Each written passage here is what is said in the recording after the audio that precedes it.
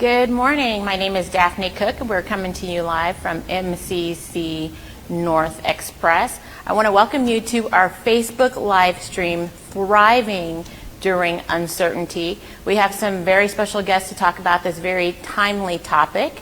But before we get started, I want to let you know that we have left time at the end for questions. So if you think of any questions at any time, just go ahead and post those, and we will get to those at the very end. So today we are talking about thriving during the pandemic, and we have AOI Furnish Construct here. And the reason that they are here is they have been receiving a lot of attention on how they have been approaching this reentry process with their employees. So before we get started, let's have you introduce yourself and tell us a little bit about your role at AOI in the reentry process. My name is Becky Costello, and I am the Vice President of Furniture Sales at AOI Corporation. I currently manage our sales team, and during this COVID process have helped with some of the design and building driven solutions that we have come up with for some of our clients as well as internally. Thank you. I'm CJ Franco, and I am the Director of Human Resources. In my role, as we've returned and looked at different things, has been related to safety and employees' communication and making sure that they feel comfortable as they return to the office. My name is Chris Hill, and I'm president of the company. We have 105 employees. We are a commercial general contractor and also an office furniture company. So we have job sites and we have people in the office, and my job is to make sure that we're all aligned on the mission. And when COVID hit, that included how do we keep everybody safe, and what does safety look like? How do we communicate? What does life during COVID and maybe after COVID look like for our company? So let's talk a little bit about just the environment that we're in. We're in this environment where you have companies that are looking to bring employees back to work. At the same time, you have companies that are still having employees work remotely. And then you have this states shutting down. So there's all these different factors that are going on at the same time. So where do you even begin in this environment? How do you navigate that as an organization? So I think where we began is first and foremost figuring out where do we get credible information?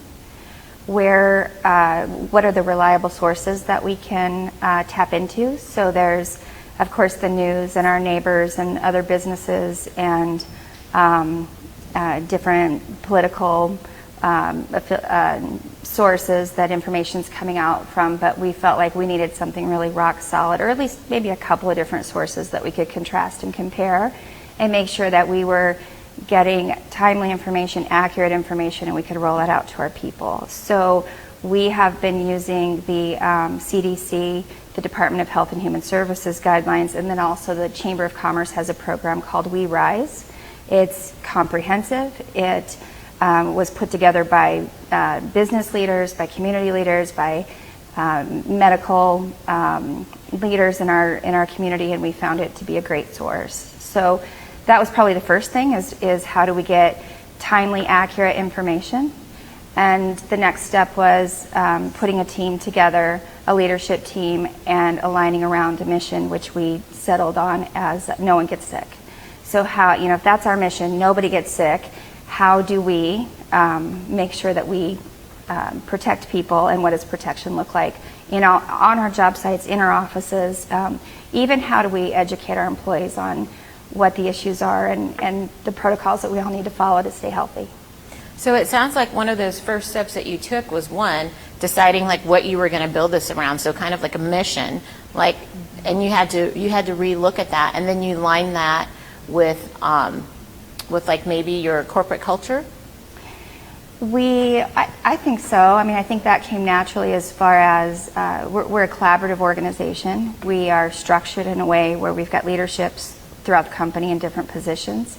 We already have a leadership team that meets on a regular basis on other business issues, and so it was just a natural, somewhat natural process to have this conversation. This is an issue that we need to solve. How do we solve this issue, or how do we respond to this issue? And so we it became the number one priority in our meetings that we were having. What are the issues? How do we solve it? How do we educate? What does communication look like? And then also having that feedback loop. We're deploying information out. How do we get information back on what some of the concerns are? So when you're creating this leadership team, this specific leadership team, to address what's going on in your organization, how did you determine who needs to be on this team? Do you have 8 people on the leadership team? Do you have 20 people on the leadership team? How did you approach that? Our leadership team already, so our core leadership team, and we have leaders all throughout the company, but our core leadership team includes business unit leaders. So we have 3 core business units, and then our HR director. There's a marketing business development person who is very client facing and is focused on the message that's going outside of the company, and then accounting and finance. So that's the core group, and we look at all kinds of issues within the organization. But we also have field leaders, our field operation managers, and so they were very involved in how do we keep our job sites safe. We have leaders, we have different people in senior level positions, so we started with that core group, and we deployed throughout the organization through our leadership portals. It's a structure that allows us to deploy information out and get information back in. So it was kind of already in place. I think it just worked. We learned, I think as we were going through this whole process, there was a moment when we realized this structure really works. This is a great structure for us to be able to, had we not already had that in place and already had the trust and the communication and the platform to have these conversations, I think it would have been a lot more difficult for us to respond. So now Chris talked a lot about messaging from your organization. CJ, is that where you come in? Yeah, I partnered with marketing in doing and working on some of the messaging, and then with the leadership team on looking on that. And we really talked about what's our approach to our message and what type of information do we want to get out there. And we were getting some questions. Everybody's getting questions from different people on their team. So that helped us kind of direct some of our early messages, what people were looking for as we transitioned to working from home. And then we had job sites that were continuing to be active. And so how did we help them be safe and continue to be safe, and getting the messages out to them, trying to learn as much as we could, as quickly as we could about COVID, and educating our population. We actually learned that they really trusted us with the information that we were providing to them, and we were their source of what they felt was valid information, because we communicated where we were getting that information, and then we talked about, this is what we know today, this is what we've learned about COVID, and this is how it's transmitted, how we can be safe with it, and why it's important for you to follow certain protocols. So all of that, we did a weekly message. Chris sent out a weekly message that talked about, the safety information, where we were at as a company, what was going on. And it's like, this is what we know this week. So in the beginning, it was a lot of short messages and information, because it was changing so rapidly in the beginning. That was really important. It slowed down a little bit more as we moved through it, because we were getting comfortable with the protocols. We started to get a rhythm, so I think that was, and got a comfort with what we were doing, and everybody was being safe and feeling safe. Well, it sounds like what was really helpful was being intentional, especially that verbiage. One, having those credible sources that you talked about, those valid, credible sources. And then 2, that very specific verbiage that said, this is what we know today. So where are you in the reentry process right now with your organization? Do you still have people working remotely? Are you bringing some back? We're about halfway we started bringing leadership. Well, we had people that continued to work throughout the whole event that was on job sites. So that was our first and foremost, most important thing to address, is keeping them safe on the job sites, which has always been important to us in construction. That's not something that is unique. We always look at safety and safety first on a job site, because the job site is constantly changing.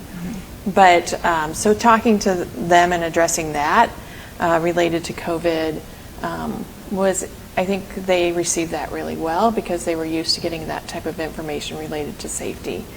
But then leadership, we had worked from home, and we returned first to live it. What's it like to have your mask on during a conference meeting? What's it like to, walk through the building?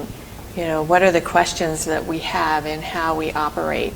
So by living it, that helped us transition and really define what was okay, what wasn't.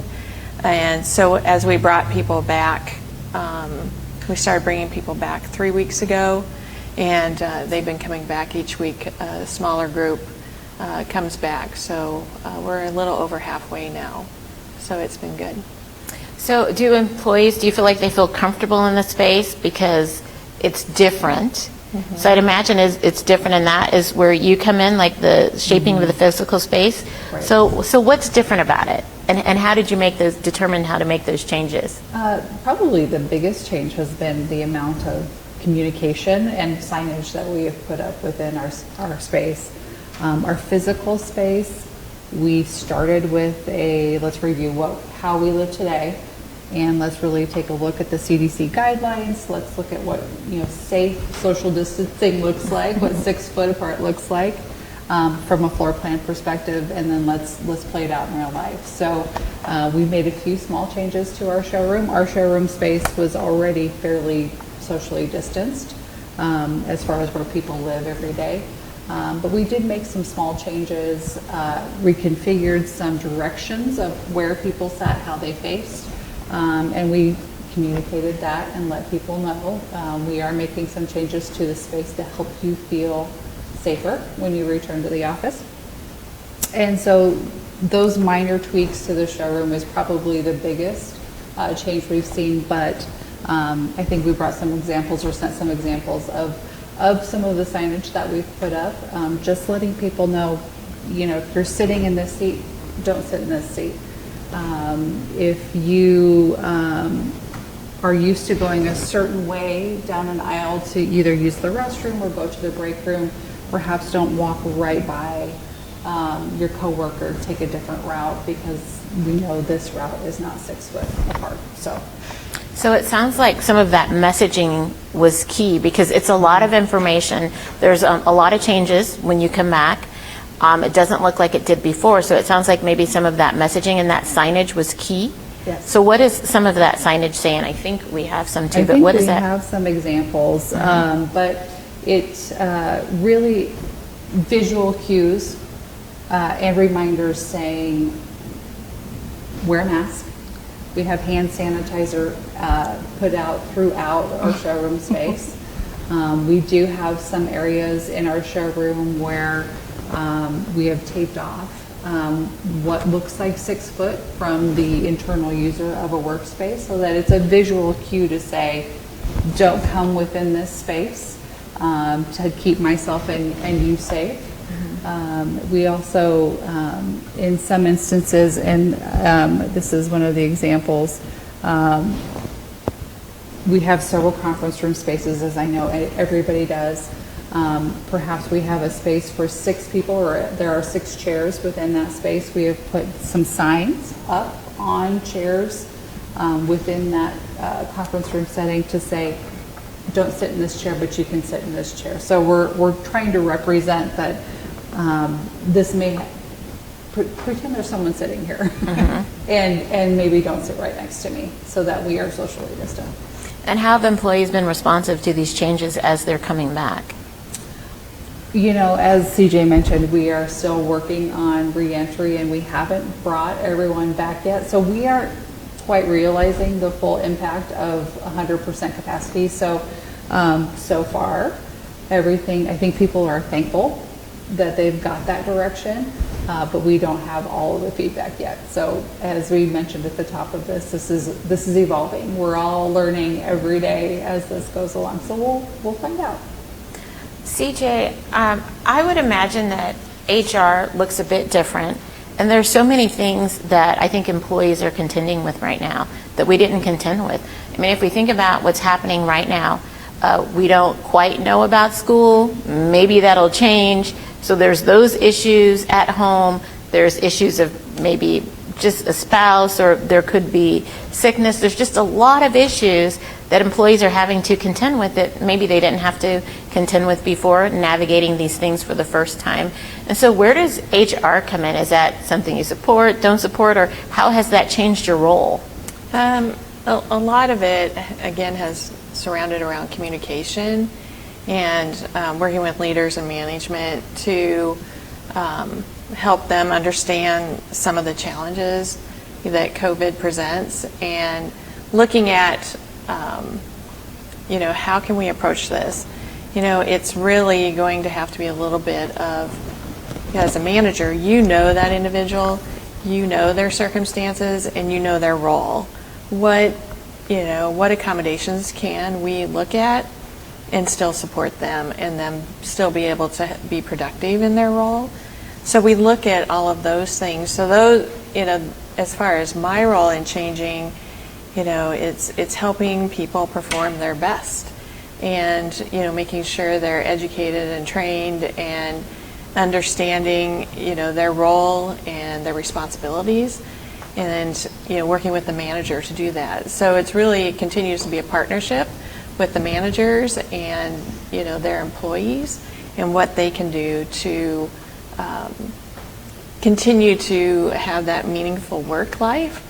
I mean, because we all work for a paycheck, but we also work for that sense of accomplishment and that sense of making a difference. So I think all of those things continue to be a part of their work life, regardless of where they're working and what challenges they have. And so it's just a matter of working through those individual situations. As we brought people back on,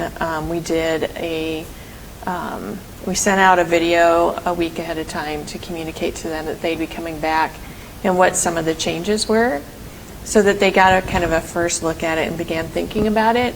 And then their day one, even though not all of them, because they may have had work challenge or childcare challenges or something that they weren't able to come back that first day, we did a Zoom meeting and we re-onboarded. So we did an onboarding, and it's like, this is what's changed. What questions do you have? And it was easy to do a small group and ask those, have them ask those questions. And some of those questions were, what happens? What if we change? Something changes, something closes, the schools aren't working. And the answer is always, well, when we get there, we're going to have to see what the situation is. Is it going to be all the schools? Is it just going to be one particular school district? What is the lay of the land at that point? And then again, working with the manager to understand that individual's role and how we can accommodate them. So there's a little bit of, working individually with each person and customizing that a little bit with the roles. Well, it sounds like there's just a lot of transparency in communication, and that maybe that transparency and communication is a part of what helps people feel safe. I believe it is. I am proud to, our leadership team, from the very beginning, we talked about making sure we're transparent. So when we did have people that contacted, and that's part of our culture too, is when they contacted us about, hey, I just found out I was in an environment where I was around somebody who lab tested positive. What do I do? So we would work with the Department of Health and Human Services, and we had originally in the very beginning talked about, and we put a checklist together about what would we do if we have somebody positive on a job site. That was our first thought. What would we do? what steps would we take? How would we prevent others from it, spreading in any type of way? What are those things? So, when we would have those instances, we would, get the information, but also make sure we're protecting, because of HIPAA, we want to protect their privacy with their health information, but we also felt we had an obligation to keep other workers safe and help them understand. So as we sent out these email messages, this letting them know, we just learned that somebody may have been exposed.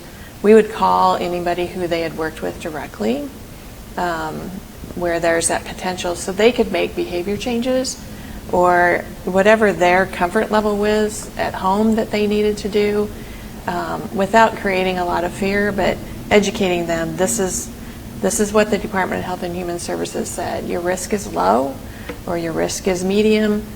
This is what they recommended you to do. And so that helped us, and I have on my spreadsheet a way, after talking to the department, if this, then this, if this, then this. So it helps me communicate to the employees when they ask those questions, and then we're able to communicate and send out an email that says, generically, we had an instance where somebody was exposed. Anybody who was directly impacted has been communicated. Continue to do this, and then we would follow up. Came back, the individual was negative, or whatever the situation was, so that they could communicate, we're all safe. And I think that transparency for our employees, they feel like that helped them, because when you're working from home, you feel super safe, and if you're not going out, you don't understand, or realize, how much it impacts you, and you're not used to wearing a mask around. So that was an adjustment as leadership came back, is getting used to wearing the mask. That was a big change, and that's where most of our questions have been around, is how do I manage this mask thing? So we've learned a lot about that, having the field active while wearing masks on job sites. That's helped address some issues too. So. And what recommendations do you have for employers when it comes to masks? Because this is the first time that a lot of people are wearing masks. They're wearing them for long periods of time. So what was your determination on that as an organization and your messaging? We determined what worked best for us is that they wear the mask anytime they're moving about the building, but when they're sitting at their desk, they can remove it. And we've talked to them about how to clean them, the different styles of mask. One of the things we discovered on the job site as we did additional research, and I talked to some professionals at UNMC, is taking more frequent breaks. That's important to do, is to have those more frequent breaks, and also to make sure you're fully hydrated when you're wearing the mask, because that's important. There were some myths out there that we needed to educate our employees on, so we talked about that with some of them and did some additional education related to that, and let them know who we were talking to, that UNMC was providing us with the information, and the CDC strongly recommends this. And so as we looked at that, OSHA was consistent, the Department of Labor was consistent, that they were recommending the use of masks. So that's why we decided to continue to move forward with it, because we felt that was the most safe thing for our environment, and keeping our employees safe was important. And on that note, I just want to highlight, we've told our employees, you can take your mask off while you're at your desk, but if you get up to use the restroom, go to the break room, or just move about the building in general, put it back on. But we've said that because we have taken the steps to plan appropriately our entire space. So we know that when someone is seated at their desk, at their individual station, they are socially distanced from their neighbor or from the next person over. So in other instances, in other businesses, that may not be the case. So I want to make sure that, we make the point that we've done the work to make sure that when people are at their desks, they are socially distanced. There's another part of that I think is unique to our organization that speaks back to culture and just our model. A lot of our business, if not most of our business, is done inside occupied environments for our clients. And so we're very client-oriented and conscientious of the impact that we can have on our customers or on their people or within their facilities, whether it's being very clean and organized and keeping the noise down, and the way our guys are identified as AOI employees, the professionalism. And so we don't want to be the company that brings COVID into another organization. And sometimes that's our business model, and our employees are very focused on their customers. And so creating that motivation around, it's the same as we do before COVID. It was the same thing we were doing. We were minimizing the impact and the disruption that we can have on an organization, and we work within healthcare environments. We work within large organizations that have a lot of employees and a lot of density. And so how we conduct ourselves is going to determine whether or not we get to continue to provide services for those organizations. So that sensitivity is critical, and I think that helped create an additional level of motivation, especially on our job sites. Wow. Well, let me ask you, as we're looking at, you have job sites, you have being at the organization, I would imagine that fun looks a little bit different. How is it different? Back in the olden days, pre-COVID, you got donuts coming in, you have parties, you got this big buffet potluck. How does fun look now? Ooh. We're not having any fun. No, we're having some conversations around that, because that again is part of our culture. We're turning 35 years old. The company is this year. We would be having a street dance right now with a band and a bunch of food and our friends and our business partners and our customers, and we won't be having that this year. And so we're looking at how do we still create that connection. How do we still create partnership and a sense of celebration, or we like to engage in those kinds of activities. It's just part of who we are. So we've done some things to connect, but I think that there are, how do we put the fun back in our organization? How do we celebrate? We would have impromptu bags tournaments before, and birthday celebrations and pizza coming in, and we can't do that right now. We've got to be a little careful. So those things have to be done more on an individual basis. But one of the things that I've seen that maybe brings some levity to all of this is there's some fun posters that have been put up about the masks, or just a way to bring a little bit of levity to what is honestly kind of an ominous and serious situation. But how can we be safe but also have a little bit of fun with it? We are currently planning some things to do with our people and with our customers, and they're in the works. And we're watching what some other companies out there are doing. We don't want to get overloaded on technology. We're using a lot of technology right now. So balancing health and safety and maintaining that distancing while also being able to connect, I think, is a challenge that a lot of businesses are having right now and trying to solve.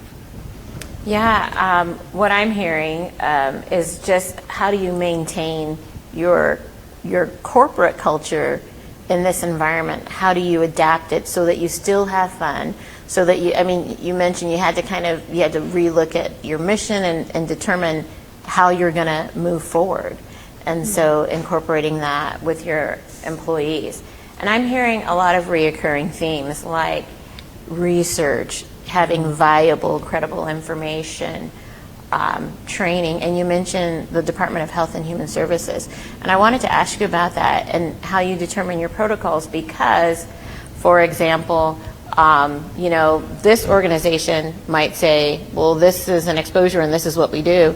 And then another organization might be, that's not an exposure. I mean, so it's just a tricky environment to navigate. Yeah, and that's when we initially started looking at the different resources. We noticed that the CDC, OSHA, and even the Department of Labor weren't aligned on everything initially. They have since become more aligned, which makes me feel better because they aligned with the CDC and what direction we're going, and so I feel supported in all ways with that. So that is really good, and I'm starting to see a lot more consistency, across different governmental resources and information.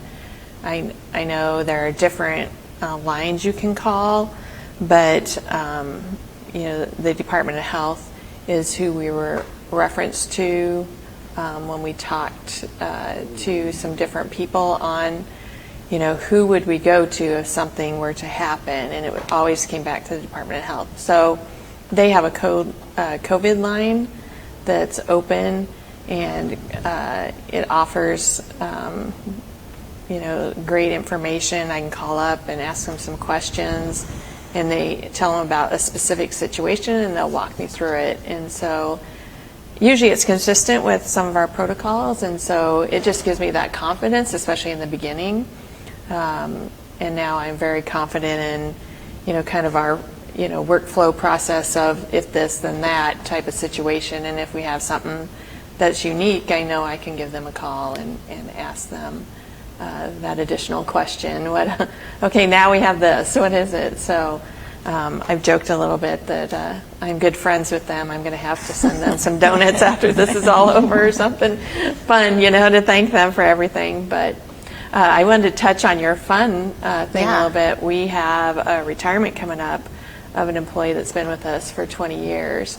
And one of the things that we're doing is we're inviting employees to drive by during a certain time and just honk and wish him well, and because he works in one of our warehouse areas, and so to wave, and that's something we can do that's fun, and do some social distancing, and we have some fun messages for him. I don't want to give away too much. It's still a surprise for him, but there are some fun things that we have planned to do, and being able to do some of that stuff is still very important.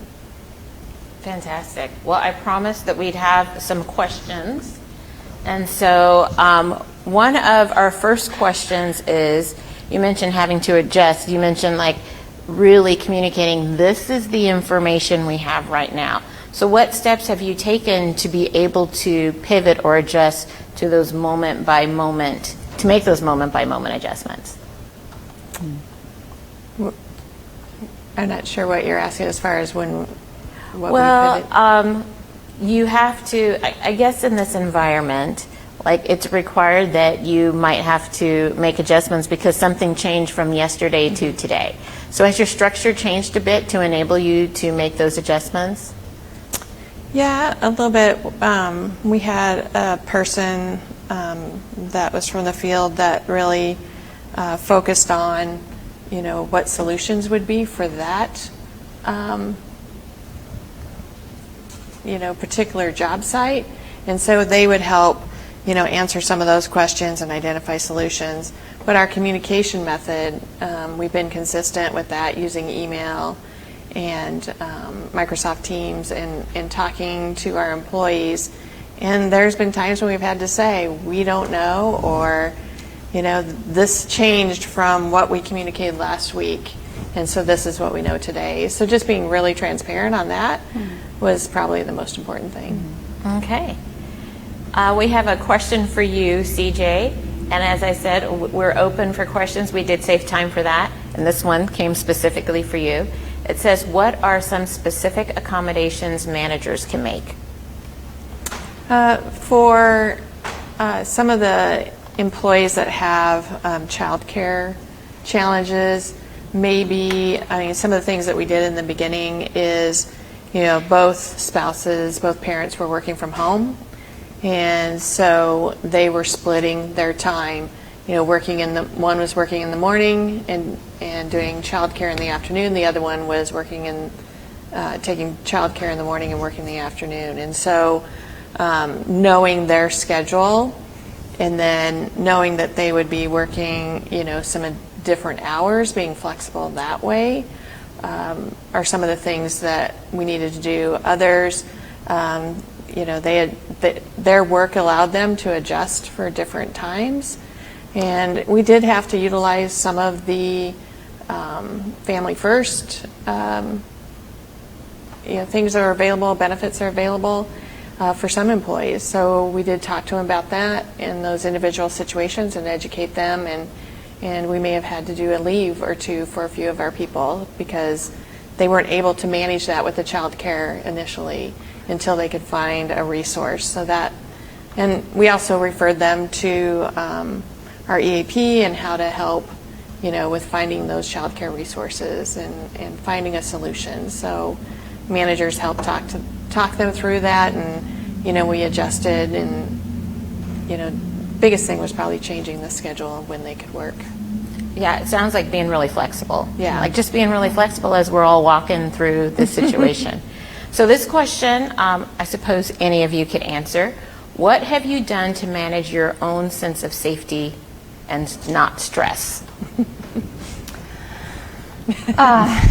Well, one of the things that we did was committed to taking time off and encouraging people to take vacation, even if it's a staycation or a long drive, or just disengaging. And that work from home and thing that we're all doing from time to time can sometimes blur the lines of the workday and family time and personal time. And so being intentional and just being conscientious of the stress and what's causing the stress and taking time for yourself. We did early on when it was particularly stressful and it was all new and everybody was learning so much and there was a lot of chaos. We acknowledged that mental health is a real thing that we need to care for, and so we talked to our people about EAP. We have an employee assistance program that we offer, or different ways that you can de-stress and support each other, and being out in nature or riding a bike or the new toilet paper. Right, different things that you can do, but I think most importantly is just acknowledging it's stressful and being okay with people talking about that. This is scary, or I'm stressed out, or I'm really worried, I feel afraid. Being okay with people using those words and just helping each other out and working through those and making suggestions about things that you can do to take care of yourself. Don't neglect those things that give us a sense of well-being and relief, and especially being in nature. Encouraging people to be out and getting some sunshine. Would anyone else care to answer that as well? What you've done to manage your own sense of safety and not stress? I think I noticed when I would read stuff, my sensitivity would get a lot higher as I would learn more. And so being able to talk about that, and as I've talked to leaders, Chris is great about making sure, of saying, that's okay, this is, and our managers are like, we're in a pandemic. None of us have ever been through this before. It's okay. And just, realizing that it is okay. And when somebody comes in with their hair on fire, kind of, you can tell. And that's one of the things we noticed as we brought people back.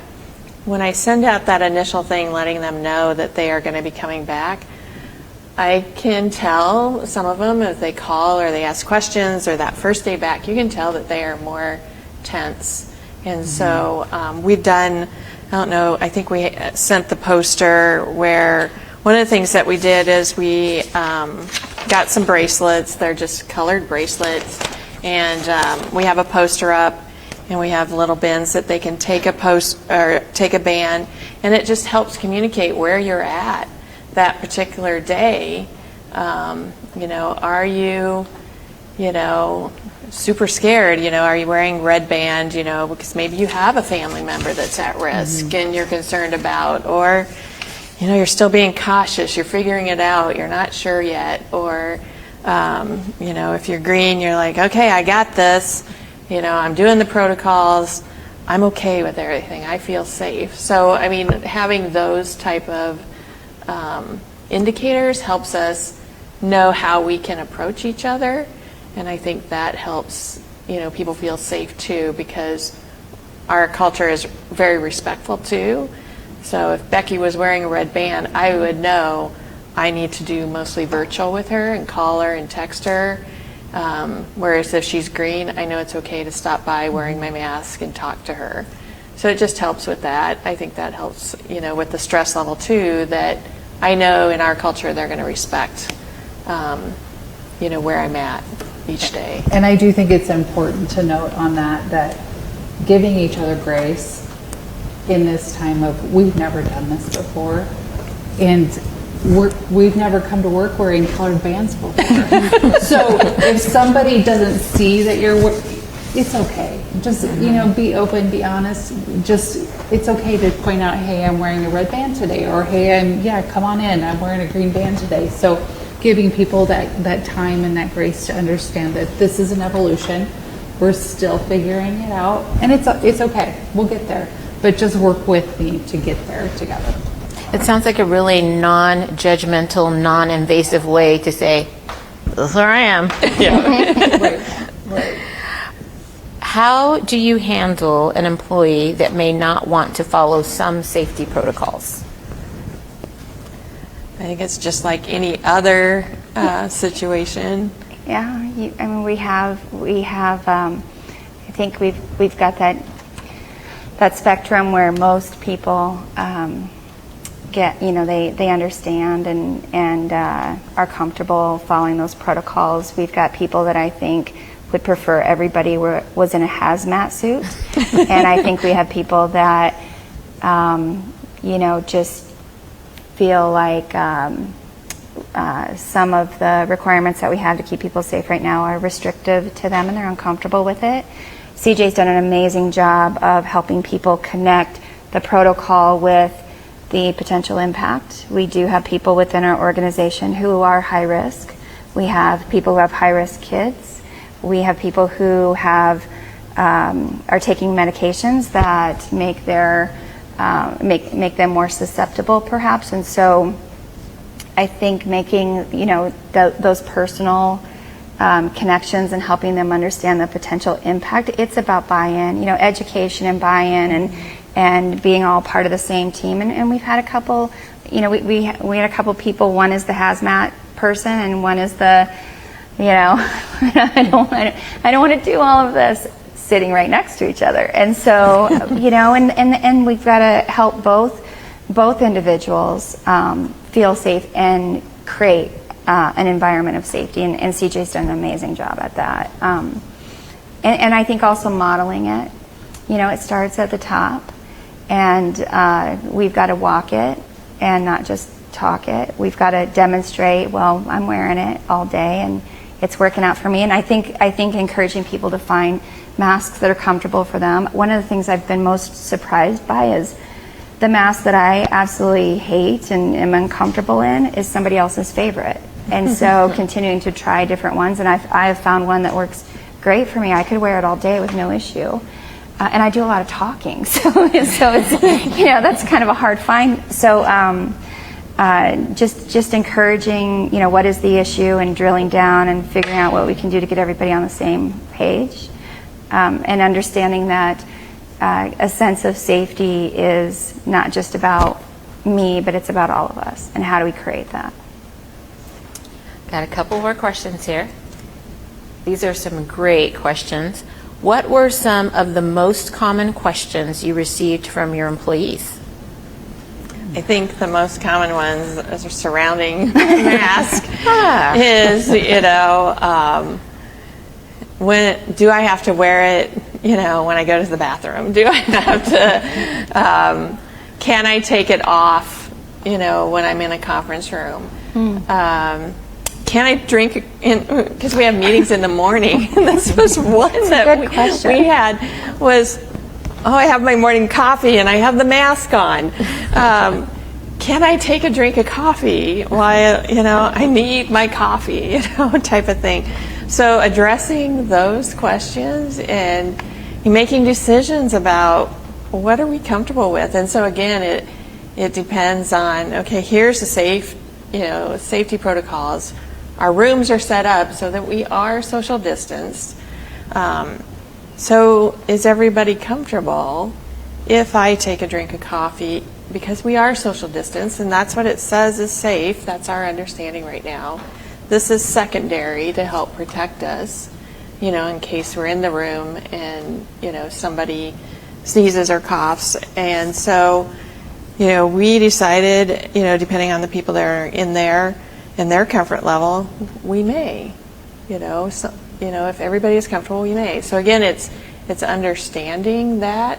And that was probably the biggest thing was around the mask. And then the other big question is, what have we done as far as cleaning and sanitizing? What all is our cleaning people doing?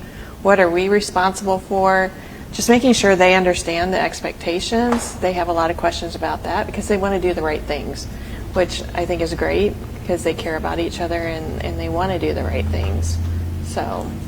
Well, out of all the things that you addressed, I think it's really important that you address the coffee issue. Because that would be like cruel circumstances if you just couldn't figure that one out. I know. So here is our last question. How long did it take for your team to come up with your first draft for safety in the office? I think we had. Right away. Yeah, we had something right away. We've adjusted it throughout the. That's where those community resources were really helpful. The very first thing that we did is send everybody home. Mm-hmm. The very first thing that happened, the very first action that we took was we're closing the office and send everybody home until we could get a handle on how do we keep people safe. And then I think somehow we tapped into some really good information that made us feel like we were giving people the right information. At first when information was coming out, it was maybe every couple days. So every couple days we were sending something out. We were in crisis like the whole world was. So whatever we knew, we put out there with links. Here's where we're getting this information from. Here's how we're reading it. This is what we're able to implement right now. And if we couldn't fully implement, that's why we didn't want to re-enter until we had the capacity to really focus on it as a team and make sure that we had everything in place. And two, until we were ready. And ready has been a big initiative. Physically, the space had to be ready, the protocols had to be ready, the what-ifs had to be ready, the care packages to welcome everybody back that has chocolate in it and whatever else is in it, that had to be ready. All of this stuff had to be ready. We had to figure out who was coming back in first. And so it takes time to get all that figured out, and we've done what we felt like we could do in a way that was safe and effective and could be rolled out well. So it's it's knowing your own capacity and not trying to go too fast or go too slow, and we want to see how we're doing and then adjust, stay flexible. So I don't know if I answered the question, but I think you did. But that's I really am I'm really proud of our community. I'm proud of the community, the business community and the healthcare community and our leaders. While they may not always agree on every single detail, the bulk of it they do. And so I feel like we, live in one of the best environments to have gone through this because we have great community partners that help us navigate this and figure out what to do. Fantastic. Well, I'm going to ask you what advice each of you would give to an organization that's looking at reentry, bringing people back. You mentioned you guys are about 50% capacity. We have some that have not started to bring employees back. And then you have that piece of just different size organizations, and that matters too when you're looking at bringing back employees. So what bit of advice would each of you give an organization? Stay flexible and be willing to bend. You know, as we've said several times over, nobody has ever been through this before. So we learn every day. We have to be able to change every day. So stay flexible is mine. I don't think I've said this, but we did a survey of our employees initially, and that helped us get a true feel of where they were at, a sense at that point in time. We realized even after we did that survey that they changed, where they were at a little bit, but being transparent and allowing them to have a sense of control, because I think that's the biggest challenge with this right now is, having stuff in place, that we have the 6 foot, the things that is out there publicly, wearing the mask, we have the 6 feet, they feel safe in their workspace, and making sure you've made all those adjustments first, and then being transparent about what the expectations are. Everybody knows their own culture and community and what will fit for their workplace. And so I think that is first and foremost, is understanding that and doing what works within that environment and keeping safety first. My advice would be to see this as an opportunity to cultivate leadership, to identify it, to cultivate trust. It's not, what we're doing right now will contribute to the culture of an organization, and we want our employees to know that we care about them, and that transparency and that trust is really important to us. We want them to know that their safety is paramount. That's first. Our business goals are second. Safety is first. And I have been completely blown away by how our leaders have risen to the occasion and leadership I've seen throughout the whole organization. I've been so impressed, and so I think look for that and acknowledge it. And the other thing is listen. There's some things that I have done,